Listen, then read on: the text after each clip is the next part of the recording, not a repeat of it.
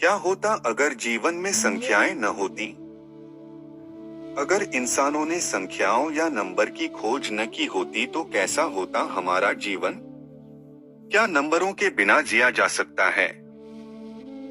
जानते हैं एक अनंत और शून्य के बारे में सद्गुरु से।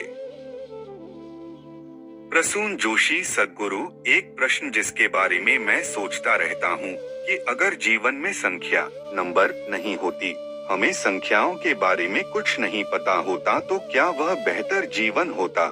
जैसे मैं आपकी उम्र नहीं जानता, मुझे नहीं पता कि समय क्या हुआ है। मैं नहीं जानता कि मैं कितनी देर तक सोया हूँ। क्या इसके बाद मैं अधिक प्राकृतिक होता? अगर मैं अंकों का सिद्धांत नहीं जानता तो क्या मैं प्रकृति और जीवन के साथ अधिक लय में हो सकता हूँ? सद्गुरु नमस्कारम प्रसून। मैं जानता हूँ कि आप शब्दों के जादूगर हैं। आपको संख्याएं, नंबर पसंद नहीं हैं। जब आप मैं और तुम कहते हैं तो दो होते हैं, या जब आप मैं कहते हैं तब भी एक होता है। जब एक होता है तो 10, 100, 1000, लाख उसके कुदरती परिणाम होते हैं। तो जिस पल आप मैं कहते हैं, आप एक संख्या, नंबर बना चुके हैं। वह संख्या सिर्फ इस बारे में नहीं है कि आपकी उम्र क्या है, समय क्या हुआ है, मैं कब सोया, कब जगा। आप और मैं खुद में दो अंक हैं। तो मैं अपने आप में एक संख्या, नंबर है। संख्याओं से परे होने का एकमात्र तरीका शून्य में होना है। योग का अर्थ है नंबरों का अस्तित्व मिटा देना। योग का अर्थ है कोई संख्या नहीं।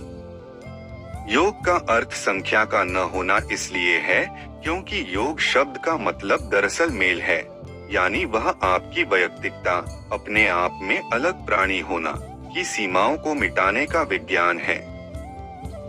आपकी वैयक्तिकता की सीमाओं को मिटाने का अर्थ है कि पहली मूलभूत संख्या एक, जो मैं हूँ, वह खत्म हो जाए। जब आप एक को समाप्त कर देते हैं तो लाख, अरब, खरब का कोई अर्थ नहीं रह जाता, सब कुछ शून्य हो जाता है। तो योग का अर्थ है संख्याओं को मिटाना। योग का अर्थ है मेल। मेल का अर्थ है तुम और मैं नहीं है, कई नहीं है, सिर्फ एक है। मगर एक नहीं है, असल में कुछ भी नहीं है। इसका कई अलग अलग रूपों में जिक्र किया जाता है। इसे शून्य कहा जाता है, इसे शिव कहा जाता है, जिसका मतलब है वह जो नहीं है। वह जो नहीं है में संख्याएं, नंबर नहीं हो सकती, सिर्फ वह जो है में संख्याएं, नंबर होती हैं। संख्याएं भौतिक अस्तित्व का एक कुदरती नतीजा हैं, क्योंकि भौतिक अस्तित्व की अनिवार्य, जरूरी रूप से सीमाएं होती हैं। इसमें आप और मैं होते हैं, जैसा कि आपने प्रश्न में ही कहा, क्योंकि आप जिसे आप कहते हैं उसकी एक शारीरिक और मनोवैज्ञानिक सीमा होती है। साथ ही जिसे आप मैं कहते हैं उसकी भी एक सीमा होती है। इसमें दो संख्याएं हैं। इसके बाद उसमें जोड़ और गुणा होता रहता है। जब सच्चा मेल होता है तो वह हर चीज को एक नहीं करता, वह हर चीज को शून्य बना देता है। इसीलिए हम योग और शिव कहते हैं, यानी अगर आप योग में हैं तो आप शिव की तरह हैं, जिसका मतलब है वह जो नहीं है, या आप शून्य हैं, जिसका मतलब है कि आप नहीं हैं। शब्द और नंबर एक ही चीज हैं। तो संख्याएं भौतिक अस्तित्व का कुदरती परिणाम हैं। जब कोई व्यक्ति भौतिक अस्तित्व से परे हो जाता है, सिर्फ तभी संख्या विहीन, नंबरों के बगैर अस्तित्व होता है। जब हम किसी चीज को असीम कहते हैं तो हम उसे संख्यारहित, नंबरों के बगैर भी कह रहे होते हैं। जब हम किसी चीज को अनंत कहते हैं तो हम सीमाओं के न होने की बात करते हैं।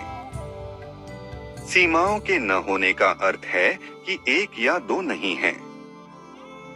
योग या मेल की पूर्ण अवस्था में ही संख्या विहीन नंबरों के बगैर अस्तित्व संभव है। हम इसी का प्रयास कर रहे हैं। अपने जीवन में मेरी यह कोशिश है कि मैं लोगों को उस संख्या विहीनता नंबरों के बगैर का अनुभव कराऊं। मगर शब्दों का जादू जारी रखिए प्रसून। संख्याओं का जादू भी गणित के रूप में सुंदर है, जैसे शब्दों का जादू।